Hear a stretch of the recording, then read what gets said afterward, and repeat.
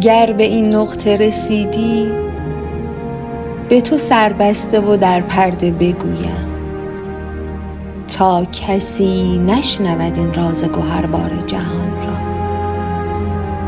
آنچه گفتند و سرودند تو آنی، خود تو جان جهانی. گر نهانی و عیانی، تو همانی که همه عمر به دنبال خودت نعره زنانی. تو ندانی که خود آن نقطه عشقی، تو خود اسرار نهانی، تو خود باغ بهشتی. تو به خود آمده از فلسفه چون و چرایی. به تو سوگند که این راز شنیدی و نترسیدی و بیدار شدی، در همه افلاک بزرگی.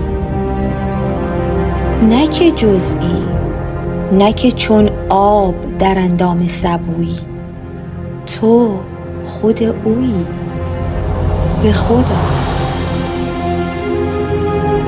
تا در خانه متروکه هر کس ننشینی و به جز روشنی شعشعه پرتو خود هیچ نبینی و گل وصل بچینی.